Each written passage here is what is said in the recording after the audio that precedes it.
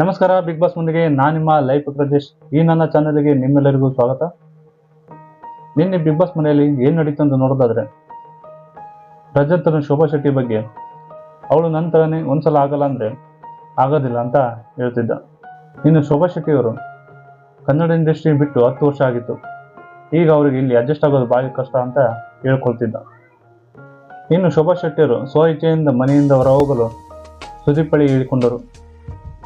ಇನ್ನು ಶೋಭಾ ಶೆಟ್ಟಿಯವರು ಮನೆಯಿಂದ ಹೊರ ಹೋಗುವಾಗ ವೀಕ್ಷಕರೆಲ್ಲರಿಗೂ ಕ್ಷಮೆಯನ್ನು ಕೇಳಿದಳು. ದುಃಖದಿಂದಲೇ ಮನೆಯನ್ನು ಖಾಲಿ ಮಾಡಿದಳು. ಮನೆಯ ಸದಸ್ಯರೆಲ್ಲರೂ ಶಿಶಿರ ಮತ್ತು ಐಶ್ವರ್ಯರನ್ನು ಇವರಲ್ಲಿ ಯಾರಾದರೂ ಒಬ್ಬರನ್ನು ಈ ವಾರ ಎಲಿಮಿನೇಟ್ ಆಗ್ತಿದ್ರು. ಆದರೆ ಅವರಿಗೆ ಅದೃಷ್ಟ ಈ ವಾರ ತಂದುಕೊಟ್ಟಿದೆ ಎಂದು ಮನೆ ಸದಸ್ಯರು ಹೇಳಿಕೊಂಡರು. ಇನ್ನು ಗೌತಮಿ ಮತ್ತು ಮಂಜು ಮಾತನಾಡುತ್ತಾ, ಈ ಮನೆಯಲ್ಲಿರುವ 11 ಜನರಲ್ಲಿ ಯಾರನ್ನು ಹೊಡೆದಾಕ್ತಾರೆ ಗೊತ್ತಿಲ್ಲ.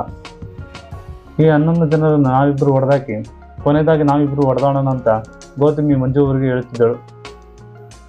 ಇನ್ನು ಮೋಕ್ಷಿತಾ, ಶಿಶಿರ್ ಮತ್ತು ರಜತ್ ಮಾತನಾಡುತ್ತಾ, ಈ ಮನೆಯಲ್ಲಿ ಚೆನ್ನಾಗಿ ಆಡುತ್ತಿರುವವರು ಹನುಮಂತು ಮತ್ತು ಧನರಾಜ್ ಅಂತ ಹೇಳ್ಕೊಳ್ತಿದ್ದಳು. ಇದ್ರೆ ಇವ್ರ ಥರ ಇರಬೇಕಂತ ಶಿಶಿರ್ ಬಳಿ ಮೋಕ್ಷಿತಾ ಹೇಳುತ್ತಿದ್ದಳು.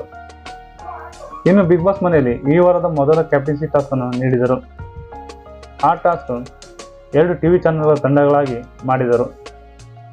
ಇನ್ನು ಮೊದಲ ಟಿವಿ ಚಾನಲ್ ಮಸ್ತ್ ಮಜಾ ಟಿವಿ ಚಾನಲ್, ಇದರ ಅಧ್ಯಕ್ಷ ಧನರಾಜನಾಗಿದ್ದನು ಮತ್ತು ಶಿಶಿರ್, ಹನುಮಂತು, ಚೈತ್ರ ಕುಂದಾಪುರ, ರಜತ್, ಮೋಕ್ಷಿತಾ ಇವರು ಈ ಟಿವಿ ಚಾನಲ್ನ ಸದಸ್ಯರಾಗಿದ್ದರು. ಇನ್ನು ಎರಡನೇ ಟಿವಿ ಚಾನಲ್ ಧೂಳ್ ಧಮಕ ಟಿವಿ ಚಾನಲ್, ಇದರ ಅಧ್ಯಕ್ಷರು ಗೋಲ್ಡ್ ಸುರೇಶನಾಗಿದ್ದನು ಮತ್ತು ಉಗ್ರ ಮಂಜು, ಗೌತಮಿ, ತ್ರಿವಿಕ್ರಮ್, ಭವ್ಯಗೌಡ ಮತ್ತು ಐಶ್ವರ್ಯರು ಈ ಚಾನೆಲ್ನ ಸದಸ್ಯರಾಗಿದ್ದರು. ಇನ್ನು ಈ ವಾರದ ಕ್ಯಾಪ್ಟನ್ಸಿ ಟಾಸ್ಕ್ನ ನಿರ್ಣಯವನ್ನು ವೀಕ್ಷಕರಿಗೆ ಜಿಯೋ ಸಿನಿಮಾದಲ್ಲಿ ಹೋಗಿ ವೋಟ್ ಮಾಡುವ ಅಧಿಕಾರವನ್ನು ನೀಡಿದ್ದಾರೆ. ಇನ್ನು ಬಿಗ್ ಬಾಸ್ ಮನೆಯ 2 ಟಿವಿ ಚಾನಲ್ಗಳು ಮೊದಲ ನ್ಯೂಸ್ ಅನ್ನು ಓದಲು ಬಂದಿದ್ದರು. ಅದರಲ್ಲಿ ಮಸ್ತ್ ಮಜಾ ಟಿವಿನ ನ್ಯೂಸ್ ಓದಲು ಚೈತ್ರ ಕುಂದಾಪುರ್ ಬಂದಿದ್ದರು. ಧೂಳ್ ಧಮಕ ಟಿವಿ ಚಾನೆಲ್ನ ನ್ಯೂಸ್ ಓದಲು ಐಶ್ವರ್ಯರು ಬಂದಿದ್ದರು. ಇವರಿಬ್ಬರಲ್ಲಿ ಚೈತ್ರ ಕುಂದಾಪುರ ಅವರ ಪಾಯಿಂಟ್ಗಳು ಸಖತ್ತಾಗಿದ್ದವು. ಎದುರಾಳಿ ಟೀಮಿನ ಸದಸ್ಯರಿಗೆ ಚೆನ್ನಾಗಿ ಕೊಟ್ಟಗಿದ್ದರು.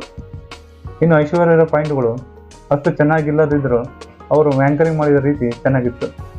ಇದರಿಂದ ಇದರ ಉಸ್ತುವಾರಿಯಾಗಿದ್ದ ಗೌತಮಿ ಮತ್ತು ಶಿಶಿರ್ ಅವರು ಮಸ್ತ್ ಮಜಾ ಟಿವಿಗೆ 60 ಅಂಕ ಮತ್ತು ಧೂಳ್ ಧಮಕ ಟಿವಿಗೆ 70 ಅಂಕವನ್ನು ನೀಡಿದರು. ಬಿಗ್ ಬಾಸ್ನ 2ನೇ ಟಾಸ್ಕ್ ಆಗಿ ಬಿಗ್ ಬಾಸ್ ಸವಿರುಚಿ ಕಾರ್ಯಕ್ರಮವನ್ನು ನೀಡಿದರು. ಇದರಲ್ಲಿ 2 ಟಿವಿ ಚಾನೆಲ್ನ ವಿರುದ್ಧ ಸದಸ್ಯರನ್ನು ಆಯ್ಕೆ ಮಾಡುವ ಅಧಿಕಾರವನ್ನು ನೀಡಿದರು. ಇನ್ನು ತ್ರಿವಿಕ್ರಮ್ ಮತ್ತು ಹನುಮಂತನನ್ನು ಆಯ್ಕೆ ಮಾಡಿದರು. ಇದರಲ್ಲಿ ಅಡುಗೆ ಮಾಡುವ ವ್ಯಕ್ತಿಗೆ ಕಿವಿಗೆ ಹೆಡ್ಫೋನ್ ಹಾಕಿ ಅಡುಗೆ ಮಾಡುವಂತೆ ಹೇಳಿದ್ದರು. ಇನ್ನು ಈ ಅಡುಗೆಗೆ ಬಳಸುವ ಪದಾರ್ಥಗಳನ್ನು ಆಯಾ ಟಿವಿಯ ಸದಸ್ಯರು ಕೂಗಿ ಹೇಳಬೇಕಾಗಿತ್ತು. ಈ ಟಾಸ್ಕ್ ಅಂತೂ ಸಖತ್ತಾಗಿ ಕಾಮಿಡಿಯಾಗಿ ಮೂಡಿಬಂತು. ಇದರ ಉಸ್ತುವಾರಿಯಾಗಿ ಗೋಲ್ಡ್ ಸುರೇಶ್ ಮತ್ತು ಮೋಕ್ಷಿತವರಾಗಿದ್ದರು. ಈ ಟಾಸ್ಕಿಗೆ ಧೂಳ್ ಧಮಕ ಟಿವಿ ಚಾನೆಲ್ಗೆ 77 ಅಂಕವನ್ನು ನೀಡಿದರೆ ಮಸ್ತ್ ಮಜಾ ಟಿವಿ ಚಾನೆಲ್ಗೆ 70 ಅಂಕವನ್ನು ನೀಡಿದರು. ಈ ಮಾಹಿತಿ ನಿಮಗೆ ಇಷ್ಟವಾದಲ್ಲಿ ಈ ನನ್ನ ಚಾನಲ್ನ ಸಬ್ಸ್ಕ್ರೈಬ್ ಮಾಡಿ, ಬೆಲ್ ಐಕಾನ್ ಒತ್ತಿ ಹೆಚ್ಚಿನದಾಗಿ ಶೇರ್ ಮಾಡಿ.